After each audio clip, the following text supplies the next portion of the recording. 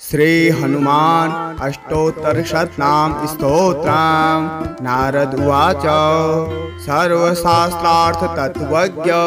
सर्वदेव नमस्कृत यत्त्वया कथितं पूर्वं रामचन्द्रेण धीमता स्तोत्रं समस्तपापाघ्नं श्रुत्वा धन्योऽस्मि पद्मज। इदानीं श्रोतुमिच्छामि लोकानां हितकाम्यया वायोरंसावतरणं महात्म्यं सर्वकामदां वदम मे विस्तराद ब्रह्मन् देवगुह्यमनोत्तमाम् इति पृष्टो नारदेन ब्रह्मालोकपितामहः। नमस्कृत्य जगन्नाथं लक्ष्मीकान्तं परात्परां प्रोवाच वायोर्माहात्म्यं नारदाय महात्मने यश्रुत्वा सर्वसौभाग्यं प्राप्नुवन्ति जनाः सदा। ब्रह्मोवाच इदं रहस्यं पापाघ्नं वायोरष्टोत्तरं शतं विष्णुना लोकनाथेन रामायै कथितं पुरा। रमा मामाह यद् दिव्यं तत्ते वक्ष्यामि नारद इदं पवित्रं पापाघ्नं श्रद्धया हृदि धारय। हनुमान अंजना पुत्रो वायुसूनुर्महाबलः रामदूतो हरिश्रेष्ठः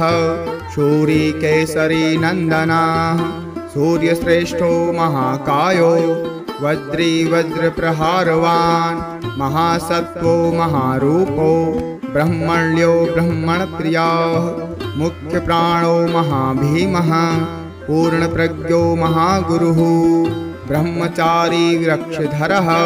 पुण्यः श्रीरामकिङ्करः। सीताशोकविनाशी च सिंहिका प्राणनाशकः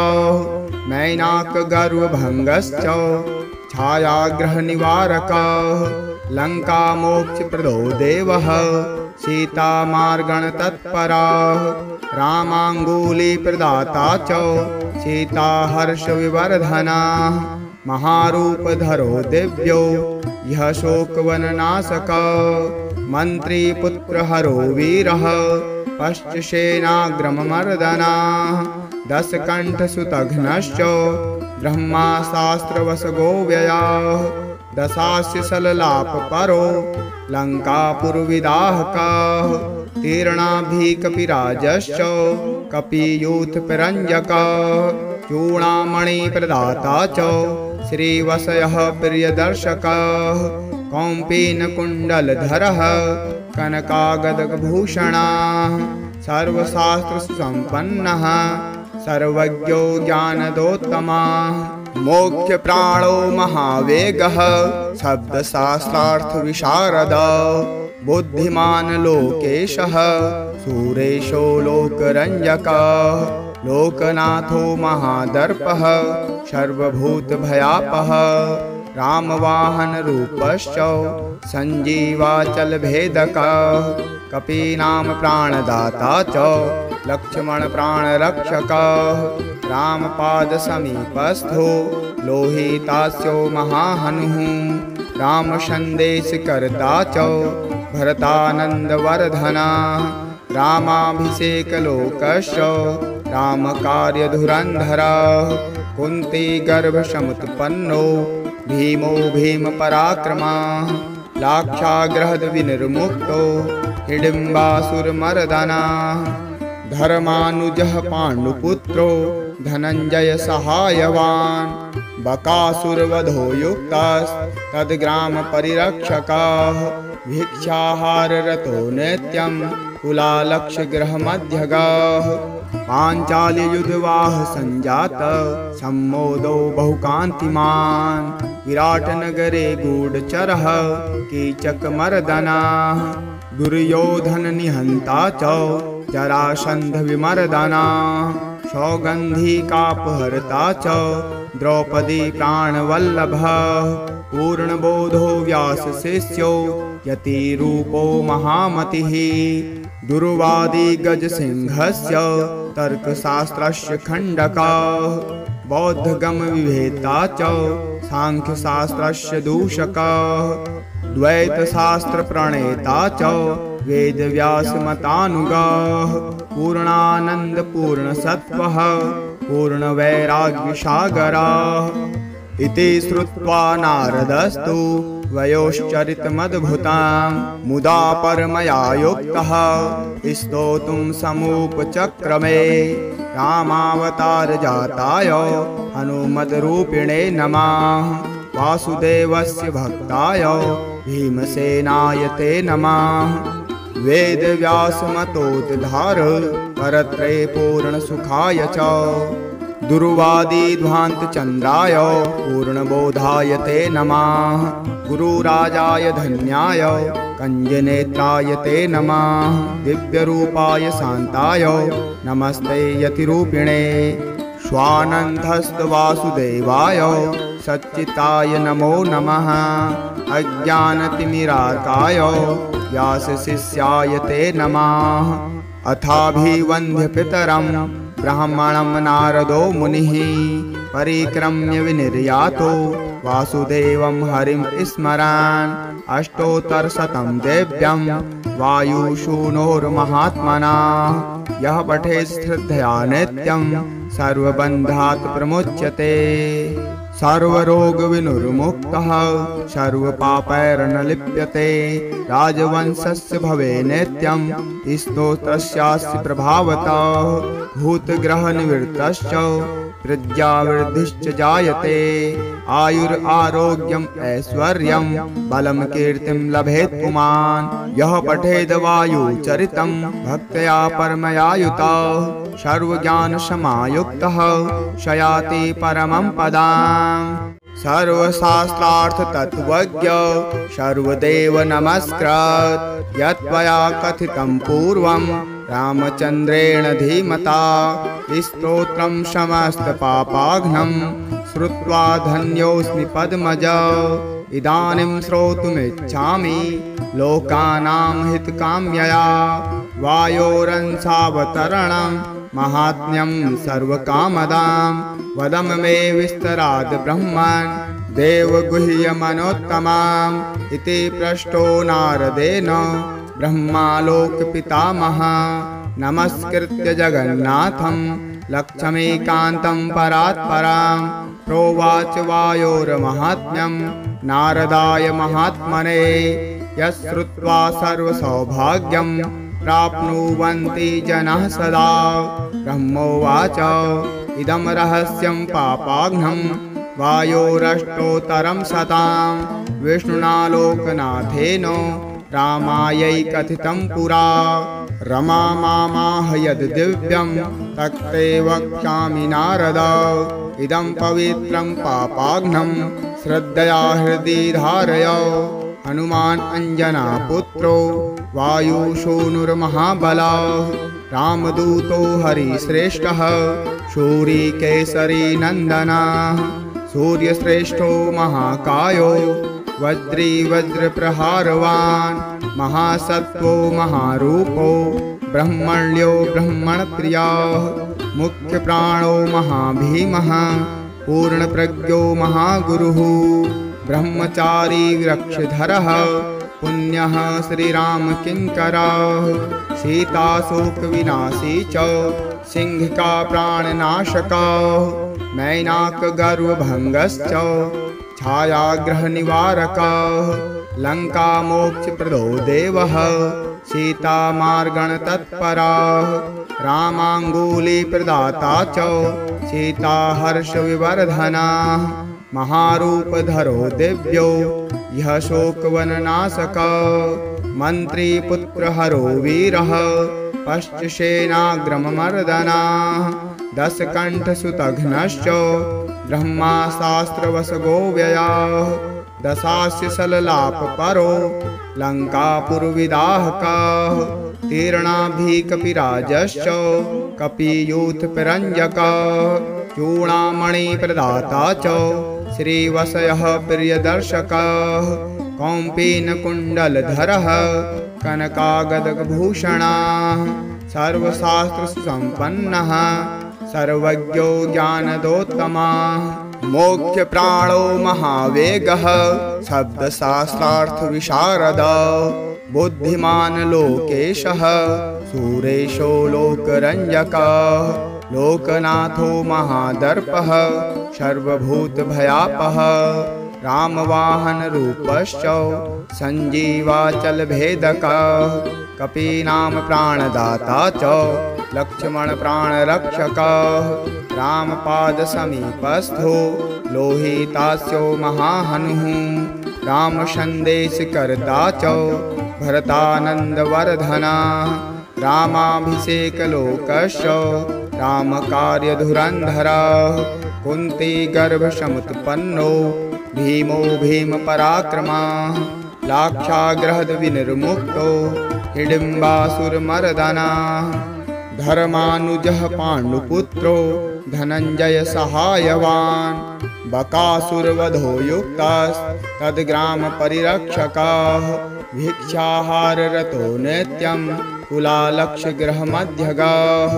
पाञ्चाल्ययुधवाह सञ्जातः सम्मोदो बहुकान्तिमान् विराटनगरे गूढचरः कीचकमर्दनः दुर्योधननिहन्ता च जरासन्धविमर्दनः सौगन्धिकापहर्ता च द्रौपदी प्राणवल्लभः पूर्णबोधो व्यासशिष्यो यतिरूपो महामतिः दुर्वादी गजसिंहस्य तर्कशास्त्रस्य खण्डकः बौद्धगमविवेता च सांख्यशास्त्रस्य दूषकः द्वैतशास्त्रप्रणेता च वेदव्यासमतानुगः पूर्णानन्दपूर्णसत्त्वः पूर्णवैराग्यसागरः इति श्रुत्वा नारदस्तु वयोश्चरितमद्भुतं मुदा परमया युक्तः स्तोतुं समुपचक्रमे रामावतारजाताय हनुमद्रूपिणे नमः वासुदेवस्य भक्ताय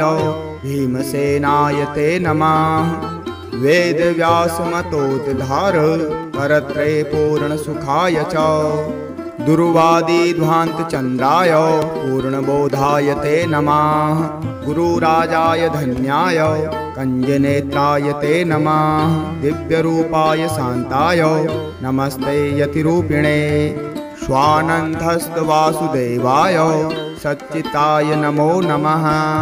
अज्ञानतिमिरार्काय व्यासशिष्याय ते नमः अथाभिवन्द्यपितरं ब्राह्मणं नारदो मुनिः परिक्रम्य विनिर्यातो वासुदेवं हरिं स्मरन् अष्टोत्तरशतं देव्यं वायुशूनोर्महात्मना यः पठेत् श्रद्धया नित्यं सर्वबन्धात् प्रमुच्यते सर्वरोगविनुर्मुक्तः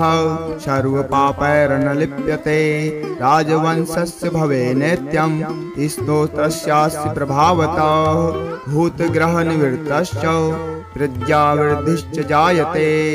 आयुरारोग्यम् ऐश्वर्यं बलं कीर्तिं लभेत् पुमान् यः पठेद वायुचरितं भक्त्या परमया युतः सर्वज्ञानसमायुक्तः स याति परमं पदम् सर्वशास्त्रार्थतत्त्वज्ञ सर्वदेव नमस्कृत् यत्त्वया कथितं पूर्वं रामचन्द्रेण धीमता स्तोत्रं समस्तपापाघ्नं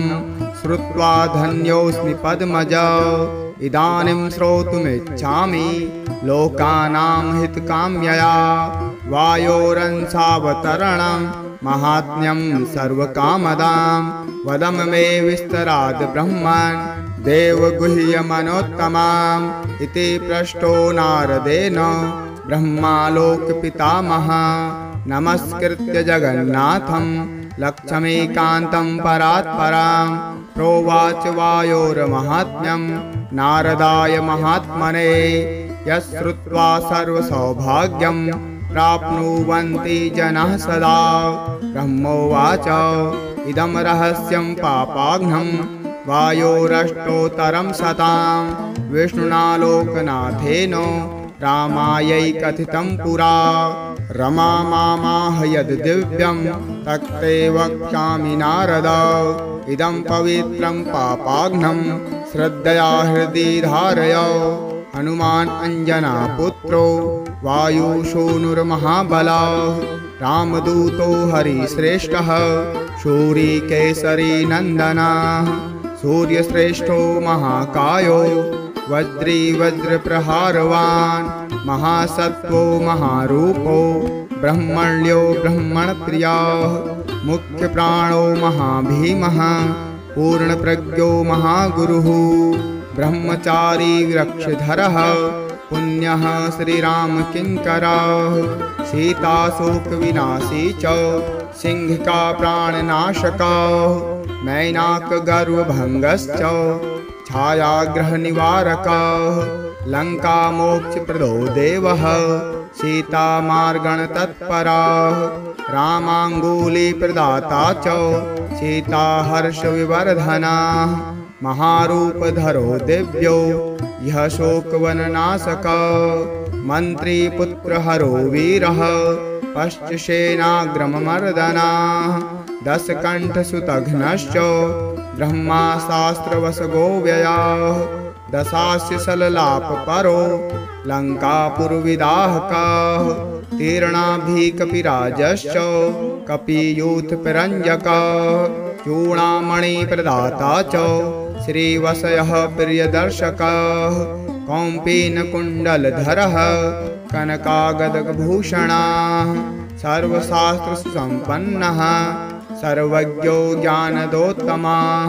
मोक्षप्राणो महावेगः शब्दशास्त्रार्थविशारदः बुद्धिमान् लोकेशः सुरेशो लोकरञ्जकः लोकनाथो महादर्पः सर्वभूतभयापः रामवाहनरूपश्च सञ्जीवाचलभेदकः कपीनां प्राणदाता च लक्ष्मणप्राणरक्षकः रामपादसमीपस्थो लोहितास्यो महाहनुः रामसन्देशकर्ता च भरतानन्दवर्धनः रामाभिषेकलोकश्च रामकार्यधुरन्धरः कुन्तीगर्भसमुत्पन्नो भीमो भीमपराक्रमः लाक्षागृहद्विनिर्मुक्तो हिडिम्बासुरमर्दनः धर्मानुजः पाण्डुपुत्रो धनञ्जय सहायवान् बकासुरवधो युक्तस्तद्ग्रामपरिरक्षकः भिक्षाहाररतो नित्यं कुलालक्षगृहमध्यगः पाञ्चाल्ययुधवाह सञ्जातः सम्मोदो बहुकान्तिमान् विराटनगरे गूढचरः कीचकमर्दनः दुर्योधननिहन्ता च जरासन्धविमर्दनः सौगन्धिकापहर्ता च द्रौपदी प्राणवल्लभः पूर्णबोधो व्यासशिष्यो यतिरूपो महामतिः दुर्वादी गजसिंहस्य तर्कशास्त्रस्य खण्डकः बौद्धगमविवेता च सांख्यशास्त्रस्य दूषकः द्वैतशास्त्रप्रणेता च वेदव्यासमतानुगः पूर्णानन्दपूर्णसत्त्वः पूर्णवैराग्यसागरः इति श्रुत्वा नारदस्तु वयोश्चरितमद्भुतं मुदा परमया युक्तः स्तोतुं समुपचक्रमे रामावतारजाताय हनुमद्रूपिणे नमः वासुदेवस्य भक्ताय भीमसेनाय ते नमः वेदव्यासमतोद्धार परत्रये पूर्णसुखाय च दुर्वादिध्वान्तचन्द्राय पूर्णबोधाय ते नमः गुरुराजाय धन्याय कञ्जनेत्राय ते नमः दिव्यरूपाय शान्ताय नमस्ते यतिरूपिणे स्वानन्दस्तवासुदेवाय सच्चिताय नमो नमः अज्ञानतिमिरार्काय व्यासशिष्याय ते नमः अथाभिवन्द्यपितरं ब्राह्मणं नारदो मुनिः परिक्रम्य विनिर्यातो वासुदेवं हरिं स्मरन् अष्टोत्तरशतं देव्यं वायुशूनोर्महात्मनः यः पठेत् श्रद्धया नित्यं सर्वबन्धात् प्रमुच्यते सर्वरोगविनुर्मुक्तः सर्वपापैर्न लिप्यते राजवंशस्य भवे नित्यं स्तोत्रस्यास्य प्रभावतः भूतग्रहनिवृत्तश्च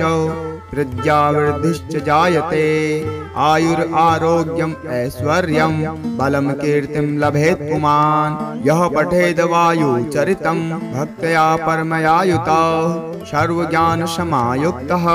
शयाति परमं पदाम् सर्वशास्त्रार्थतत्त्वज्ञ सर्वदेव नमस्कृत यत्त्वया कथितं पूर्वं रामचन्द्रेण धीमता स्तोत्रं समस्तपापाघ्नं श्रुत्वा धन्योऽस्मि पद्मजा इदानीं श्रोतुमिच्छामि लोकानां हितकाम्यया वायोरंसावतरणं महात्म्यं सर्वकामदां वदम मे विस्तराद् ब्रह्मन् देवगुह्यमनोत्तमाम् इति पृष्टो नारदेन ब्रह्मालोकपितामहः नमस्कृत्य जगन्नाथं लक्ष्मीकान्तं परात्परां प्रोवाच वायोर्माहात्म्यं नारदाय महात्मने यश्रुत्वा सर्वसौभाग्यं प्राप्नुवन्ति जनाः सदा ब्रह्मोवाच इदं रहस्यं पापाघ्नं वायोरष्टोत्तरं शतां विष्णुना लोकनाथेन रामायै कथितं पुरा रमा मामाह यद् दिव्यं तत्ते वक्ष्यामि नारद इदं पवित्रं पापाघ्नं श्रद्धया हृदि धारय हनुमान् अंजनापुत्रो वायुसूनुर्महाबलः रामदूतो हरिश्रेष्ठः शूरीकेसरी नन्दनः सूर्यश्रेष्ठो महाकायो वज्री वज्रप्रहारवान् महासत्त्वो महारूपो ब्रह्मण्यो ब्रह्मणप्रियः मुख्यप्राणो महाभीमः पूर्णप्रज्ञो महागुरुः ब्रह्मचारी वृक्षधरः पुण्यः श्रीरामकिङ्करः सीताशोकविनाशी च सिंहिका प्राणनाशकः मैनाकगर्वभङ्गश्च छायाग्रहनिवारकः लङ्कामोक्षप्रदो देवः सीतामार्गणतत्परः रामाङ्गुलीप्रदाता च सीताहर्षविवर्धनः महारूपधरो दिव्यो यः शोकवननाशकः मन्त्रीपुत्रहरो वीरः पश्चसेनाग्रममर्दनः दशकण्ठसुतघ्नश्च ब्रह्माशास्त्रवशगो व्ययः दशास्य सललापपरो लङ्कापुरविदाहकः तीर्णाभिकपिराजश्च कपियूथपरञ्जकः चूडामणिप्रदाता च श्रीवशयः प्रियदर्शकः कौम्पीनकुण्डलधरः कनकागदभूषणः सर्वशास्त्रसुसम्पन्नः सर्वज्ञो ज्ञानदोत्तमः मोक्षप्राणो महावेगः शब्दशास्त्रार्थविशारदः बुद्धिमान् लोकेशः सुरेशो लोकरञ्जकः लोकनाथो महादर्पः सर्वभूतभयापः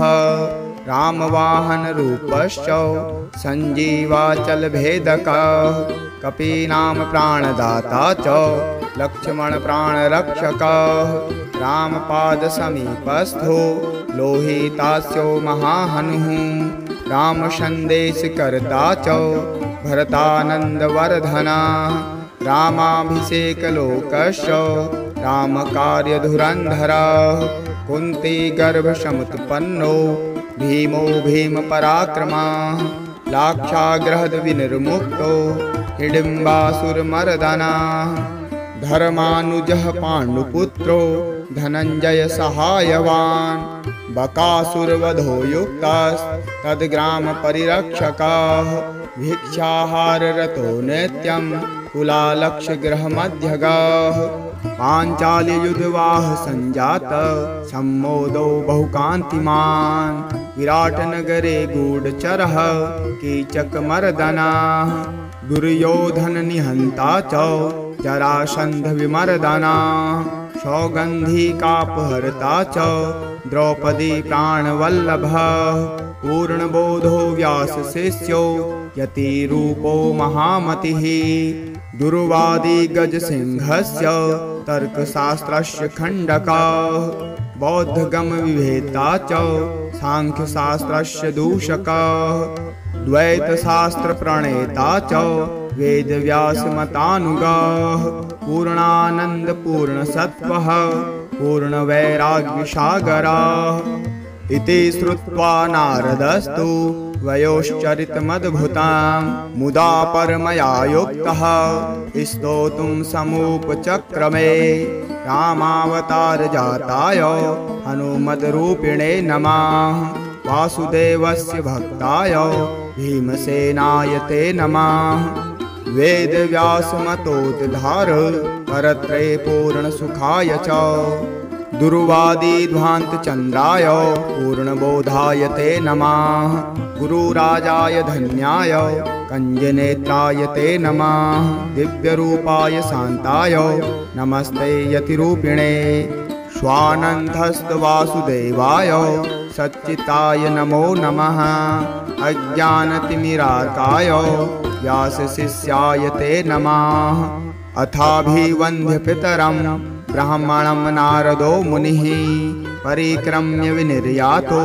वासुदेवं हरिं स्मरन् अष्टोत्तरशतं देव्यं वायुशूनोर्महात्मना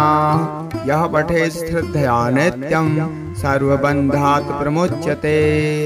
सर्वरोगविनुर्मुक्तः सर्वपापैर्न लिप्यते राजवंशस्य भवे नित्यं स्तोत्रस्यास्य प्रभावतः भूतग्रहनिवृत्तश्च प्रज्ञावृद्धिश्च जायते आयुरारोग्यम् ऐश्वर्यं बलं कीर्तिं लभेत् पुमान् यः पठेद् वायुचरितं भक्त्या परमया युतः सर्वज्ञानसमायुक्तः स याति परमं पदम्।